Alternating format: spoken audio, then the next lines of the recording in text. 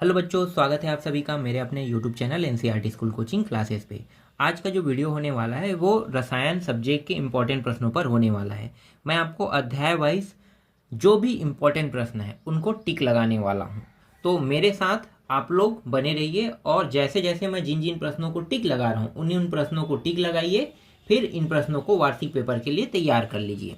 तो चलो हम लोग अब अध्याय वाइज टिक लगाना शुरू करते हैं। तो सबसे पहले जो अध्याय आपको देखने को मिलेगा इकाई 1 में विलियन विलियन वाले जो अध्याय है, यहाँ से आपको 1, 3, 4 अंक के प्रश्न देखने को मिलेगा। एक को छोड़ के 3 और 4 अंक के प्रश्न कौन कौन से पढ़ना है और कौन कौन से टिक लगाना है, इनको मैं आपको इस वीडियो में बताऊंगा।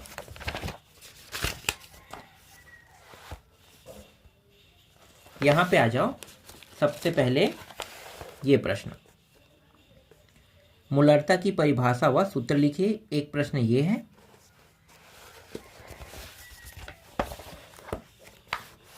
फिर मूललता, ये प्रश्न आपको टिक लगाना है, पढ़ना है। फार्मलता, सम परासरी विलयन क्या होते हैं। ये ऑक्जेलिक अम्ल वाला भी आपको टिक लगाना है और पढ़ना है। इसके बाद यहाँ पे एक प्रश्न जो मुझे नहीं मिल रहा था, 8 ग्राम सोडियम सोडियम कार्बोनेट है ना, 250 ml जल में घुला है, विलयन की मूलरता ज्ञात कीजिए। तो विलयन की मूलरता ज्ञात कीजिए, ये प्रश्न मुझे नहीं मिला इसलिए मैंने इसे लिख दिया यहाँ पे। तो इसको गूगल बाबा में जाकर सर्च कर लेना, ये आपको आसानी से मिल जाएगा। ठीक है, जो प्रश्न मुझे नहीं मिला उन प्रश्नों को मैंने इसी तरीके से ऐड किया है। ये प्रश्न बहुत इंपॉर्टेंट है, ठीक है, जो परीक्षा बोर्ड में नहीं था उसको मैंने यहाँ पे ऐड कर दिया है। फिर अगला प्रश्न ये है, ठीक है, 14वां 15वां को भी देखना है। ये सब 3-3 नंबर के प्रश्न हैं। ठीक है, ये प्रश्न है, ये वाला प्रश्न भी इंपॉर्टेंट है 3 नंबर वाला, और ये भी 3 नंबर में इंपॉर्टेंट है। इसके बाद मूलरता और मूललता में अंतर कहेगा, वो तो मैं पहले ही बता दी हूँ, उससे संबंधित प्रश्न इस यहाँ से नहीं देखना है ना। इसके बाद यहाँ से और प्रश्न नहीं देखना है, छोड़ दो, सीधा आ जाओ यहाँ पे। लघुत्तरी प्रश्न क्रमांक के अंदर में जो तीसरा प्रश्न है प्राताप जैविक वाला, ये वाला देखना है। फिर ये चौथा किशमिश वाला है ना, यहाँ पे देखो दोनों प्रश्नों को देखना है, ये दोनों इंपॉर्टेंट है। ये प्रश्न मुझे मिला नहीं था। राउल्ट नियम से धनात्मक विचलन दर्शाने वाले विलयन को चित्र उदाहरण द्वारा समझाइए। और यहाँ पे धनात्मक की जगह ऋणात्मक भी लिखना है। ठीक है, धनात्मक की जगह ऋणात्मक बस करना है, बाकी पूरा सेम टू सेम रहेगा। तो ये जो दोनों प्रश्न है ये मुझे नहीं मिला था, तो इनको आप लोग गूगल बाबा में सर्च करके ढूंढ लेना, बहुत महत्वपूर्ण प्रश्न है। फिर ये 6वां प्रश्न देखो, स्थिर क्वाथी विलयन वाला। 7वां नहीं देखना है, सीधा 8वां देखना है। ये 8वां प्रश्न टिक लगा लेना है। यहाँ पे देखो, यहाँ पे 2-3 प्रश्न है ना, यहाँ पे ये वाले जो प्रश्न है इसको इस नाम से भी जाना जाता है, समझो। इसके बाद 9वां नहीं देखना है, 10वां भी नहीं देखना है। हाँ, डायरेक्ट आ जाओ 11वां में। ये 11वां प्रश्न आपको टिक लगाना है, पढ़ना है। हिमांक व अनमन, ये 12वां को पढ़ना है। और है क्या, ये 13वां परास दाब है ना। 1 मिनट, इसको ऐसे कर लेते हैं।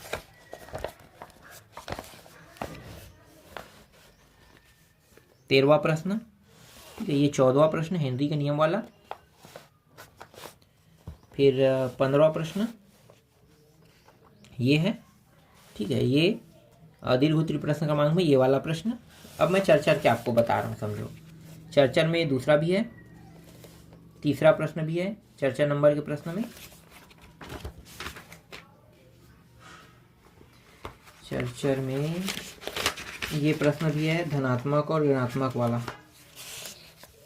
ये देखो, धनात्मक और ऋणात्मक। जो प्रश्न मैं वहां बता रहा था ना, धनात्मक ऋणात्मक, शायद यही प्रश्न है, थोड़ा ढंग से देखना। ठीक है, यहाँ पे बस मैंने टिक लगाया, धनात्मक ऋणात्मक दोनों को अलग करके बताया है। फिर राउल्ट का नियम क्या है, ये प्रश्न देख लेना। ठीक है, ये पूरा देख सकते हो, ये आपको आसानी से मिल जाएगा आपके पास जो परीक्षा बोर्ड है उसमें। और ये 6वां प्रश्न, ये भी इम्पोर्टेंट है, इसको भी टिक लगा लेना है। और कौन सा है, 7वां प्रश्न, ठीक है, 7वां भी इम्पोर्टेंट है। और 8वां नहीं, वो 8वां छोड़ दो, सीधा 9वां में। ये 3 नंबर का प्रश्न, बड़े प्रश्न में नहीं देखने को मिलेगा, 4 नंबर में। ठीक है, तो 3-4 का मैंने बता दिया। अब कुछ गणितीय प्रश्न है जो 3 नंबर में देखने, 4 में नहीं देखने को मिलेगा, 3 नंबर में। ठीक है, तो जैसे प्रश्न जो मैंने अभी बताया 3 नंबर में वो प्रश्न नहीं आता, तो गणितीय प्रश्न में कौन कौन से आ सकता है। तो एक तो ये है, ठीक है, इसको मैंने वहाँ पे लिखा था ना, तो ये यहाँ भी मिल गया है, चलो कोई बात नहीं, यहाँ भी हो गया। ठीक है, ये प्रश्न है। दूसरा, इसमें बहुत सारे प्रश्न हैं। अब समझ में नहीं आएगा तो इनको छोड़ देना है ना। तीसरा है, चौथा है, ये पांचवा है, छठवां है, सातवां है, 10वां है। इसमें बहुत सारे हैं गणितीय प्रश्न। ये 3 नंबर वाला है ना। 11वां है, 12वां है, 13वां है, 14वां है, 15वां है। ये तभी आएगा जब 3 नंबर से प्रश्न नहीं आएगा, तब गणितीय प्रश्न उठाया जाएगा और इन्हीं में से कोई एक उठाएगा। ये 17वां को, और अंतिम ये 18 भी है, 18 और 19वां। इतने सारे प्रश्न हैं। अगर ये नहीं बन पाएगा तो फालतू इसमें टाइम वेस्ट मत करना।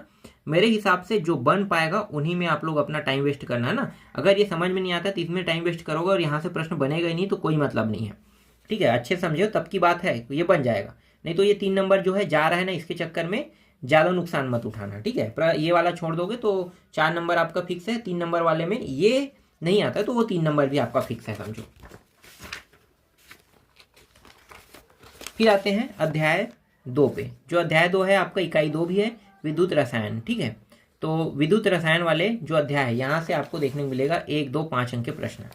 तो 2 और 5 में कौन कौन से पढ़ना है तो चलो मैं आपको बता देता हूँ। 2-2 अंक में आपको पढ़ना है, 2 में ये वाला। ठीक है, प्रबल विद्युत चुंबकीय अवघन, डायरेक्ट 9वां प्रश्न। फिर 10वां प्रश्न, ईंधन सेल के 2 लाभ, इसको पढ़ना है।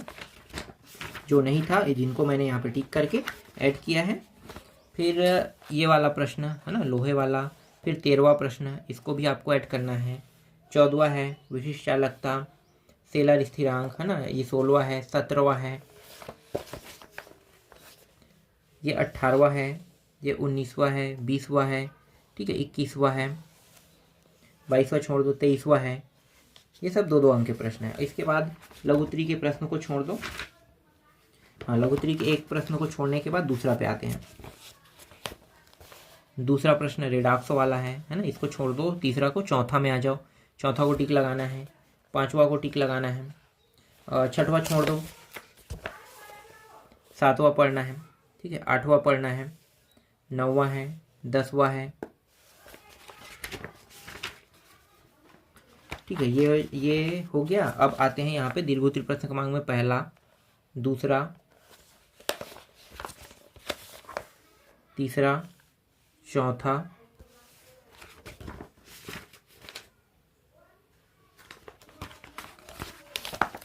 पांचवा के बाद सीधा आ जाओ 7वां में, 7वां, फिर 8वां, ये 9वां। और है क्या इसमें? हाँ, 10वां भी है यहाँ पे, ये 10वां प्रश्न। ठीक है, इतने प्रश्नों को पढ़ना है, टिक लगाना है और पढ़ना है। इसके बाद और प्रश्न है जो गणितीय प्रश्न है, जिनको आपको नहीं पढ़ना है। ठीक है, गणितीय प्रश्न कभी कभार आता है, एक आध प्रश्न, इसके चांसेस कम होता है। 1-2 प्रश्न है गणितीय प्रश्न, छोड़ दो गणितीय प्रश्न। ठीक है, अब आते हैं इकाई 3। देखो, इकाई जो 1 है वहां से गणितीय प्रश्न आपको देखने को मिल सकता है ना। बाकी अन्य इकाइयों से तो आपको गणितीय प्रश्न देखने को नहीं मिलेगा। इकाई 1 ही ज़्यादा इंपॉर्टेंट है गणितीय प्रश्नों के लिए। हाँ, अब इकाई 3 में आते हैं, रासायनिक बल गतिकी। तो रासायनिक बल गतिकी से 1, 2, 3 अंक के प्रश्न आपको देखने को मिलेगा। तो 1, 2, 3 अंक के प्रश्न में कौन कौन से पढ़ना है? हाँ, पहला तो शून्य कोटि है ना। यहाँ पे देखो, शून्य कोटि अभिक्रिया किसे कहते हैं वाला, उदाहरण व सूत्र के साथ दूर, ये 2 नंबर के प्रश्न है। यहाँ पे यही प्रश्न मैंने लिख दिया था, मुझे नहीं मिला था, बाद में मिल गया। ठीक है, तो इसको हटा दिए, समझो अब यहाँ से। ये प्रश्न है, तीसरा है, चौथा है, डायरेक्ट आ जाओ, 6वां दहली ऊर्जा वाला, फिर 8वां है, फिर 9वां है।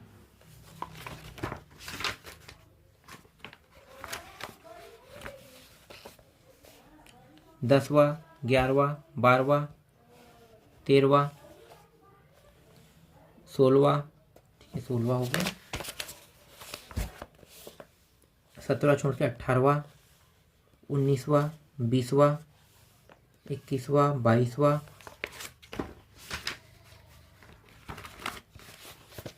23वां, छोड़ दो। उसके बाद है ना, लघुत्तरी में छोड़ दो, सीधा दूसरा में आ जाओ, पहले छोड़ के दूसरा।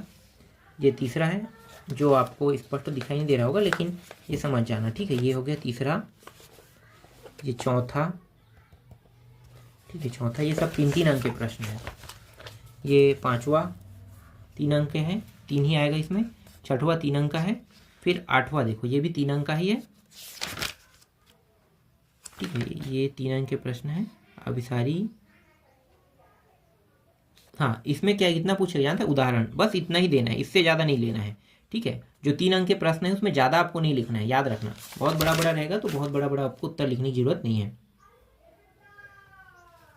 ये तो प्रथम कोटि, द्वितीय कोटि, 8वां के बाद 9वां, हाँ 9वां में यहाँ पे प्रश्न है, देखो ये रहा प्रथम कोटि, हाँ द्वितीय कोटि वाला।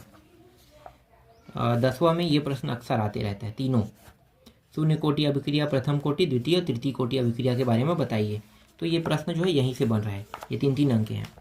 ये प्रश्न अणु संख्यता, आणविकता है ना, इसी को कहते हैं, और अभिक्रिया की कोटि, तो ये 3 नंबर के प्रश्न हैं, 3 नंबर के हिसाब से पढ़ना है। ये प्रश्न भी 3-3 अंक का है। देखो यहाँ पे छोटे छोटे टॉपिक आपको अलग अलग करना है, जैसे कि ये पूरा दिया है ना, तो यहाँ से यहाँ तक बस को अलग करना है। देख लो ये प्रश्न है, ये प्रश्न अगर आएगा तो यहाँ से यहाँ तक, बाकी आपके काम का नहीं है, हटा देना, ठीक है।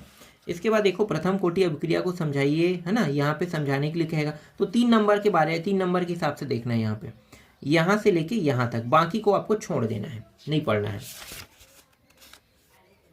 इसके बाद है शून्य कोटि अभिक्रिया को बता दिया हूँ, ये भी बता दिया हूँ ना। और कुछ है क्या यहाँ पे, हाँ यहाँ पे ये इंपॉर्टेंट है, रासायनिक अभिक्रिया की दर, 3 दर। मतलब यहाँ पे जैसे बड़े बड़े प्रश्न दिए हैं ना, तो बड़े बड़े नहीं पढ़ना है। जैसे सांद्रता का प्रभाव में थोड़ा सा यहाँ पे लिखना है, थोड़ा सा 1 नंबर के हिसाब से, एक नंबर के हिसाब से लिखना है। 3 पॉइंट लिखोगे, 3 नंबर यहाँ पे मिल जाएगा, ठीक है। 5वां छोड़ दो, 6वां में आते हैं। ये जो 6वां है, यहाँ से यहाँ तक के आपके प्रश्न बन रहा है 3 नंबर का, है ना, जो आएगा वो यहाँ तक इसका उत्तर है, इससे ज़्यादा आपको नहीं लिखना है। हो गया, बाकी छोड़ देना है। फिर शून्य कोटि अभिक्रिया और प्रथम कोटि अभिक्रिया में अंतर कह रहा है, तो शून्य कोटि अभिक्रिया और प्रथम कोटि अभिक्रिया में 3 अंतर बताना है, ठीक है। ये हो गया। चलो अब अगले अध्याय के प्रश्नों को देखते हैं। कुछ गणितीय प्रश्न है, तो एक गणितीय प्रश्न जो बहुत ज़्यादा इंपॉर्टेंट था, तो यहाँ पे मैंने टिक कर दिया है, ठीक है। ये वाला देख लेना, 9वां, एक ही बस है, आएगा तो तीनों सेट में आएगा वही प्रश्न जो अभी मैंने गणितीय दिखाया वही। हाँ अब आते हैं अध्याय 4 पे। देखो अध्याय 4, डी तथा एफ ब्लॉक के तत्व, 1 और 5 अंक के आएंगे। तो ये पहला प्रश्न, हाँ ये चौथा प्रश्न है ना। ये जो अध्याय है डी ब्लॉक के तत्व, ये काफ़ी कॉम्प्लिकेटिव वाला अध्याय है। यहाँ से ना प्रश्न जो है 1, 2 इस तरीके से 2-2 प्रश्न आएगा, तो 2 प्रश्न रहेगा फिर 2 अथवा में आएगा, इस तरीके से आपको देखने को मिलेगा। तो जब आप इस अध्याय के प्रश्नों को हल करोगे ना, तो बहुत ध्यान से हल करना। जो 2 प्रश्न चाहे अथवा वाले हो या मेन प्रश्न हो, है ना, पहला हो, तो जो प्रश्न आपसे बन पाएगा दोनों, उन्हीं को पहले उठाना। अगर नहीं बन पाता है, उनमें से एक नहीं बन पाता, तो उनको छोड़ देना, ठीक। ये हो गया। फिर ये 8वां, 10वां, 11वां छोड़ के 12वां मिश्र धातु वाला ना, 13वां छोड़ दो, 14वां, ये बहुत ज़्यादा इंपॉर्टेंट है, और ये 16वां, 17वां, 18वां, 19वां छोड़ दो, सीधा आ जाओ लघुत्तरी में, ये संक्रमण वाला है ना, ये प्रश्न हो गया। दूसरा तीसरा छोड़ दो, सीधा आ जाओ चौथा में, यहाँ पे चौथा प्रश्न, ये 5वां प्रश्न, ये 6वां प्रश्न, 7वां प्रश्न, ठीक।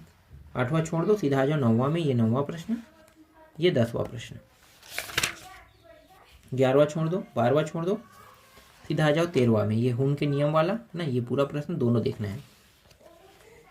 ये वाला जो प्रश्न है मुझे मिला नहीं, हो सकता है दूसरे नाम से दिया होगा। संक्रमण तत्वों का सामान्य इलेक्ट्रॉनिक विन्यास बताते हुए इनके निम्न गुणों को समझाइए, उत्प्रेरक गुण और परिवर्ती संयोजकता, ठीक है, इसको बताना है। तो ये मुझे मिला नहीं, इसलिए मैंने लिख दिया, ठीक है। ये 14 छोड़ दो, सीधा 15 छोड़ने के बाद ये दीर्घोत्तरी में ये पहला प्रश्न देखना है, ये हो गया। तीसरा प्रश्न, ये चौथा प्रश्न, इस 5वां को भी पढ़ना है, इस 6वां को भी पढ़ना है, ठीक है। 7वां छोड़ दो, 8वां नहीं, 8वां में ये वाला इंपॉर्टेंट है। ये जो नाम है, ये नाम जो है चारों नाम से पूछ सकता है प्रश्न, तो चारों को देखना है। ये 8वां का इंपॉर्टेंट है। 9वां में डी और एफ ब्लॉक तत्व में अंतर है ना, ये है 9वां आपका। 10वां, 11वां, 12वां। ठीक है, इतना ही है। अब आते हैं इकाई 5, मतलब आपका अध्याय 5 का हो। ठीक है, इकाई 5 में 1, 2, 4 अंक के प्रश्न, उप, ससंयोजक, यौगिक। इससे कौन कौन से प्रश्न पढ़ना है? तो यहाँ से 2 और 4 अंक के प्रश्न आने वाले हैं।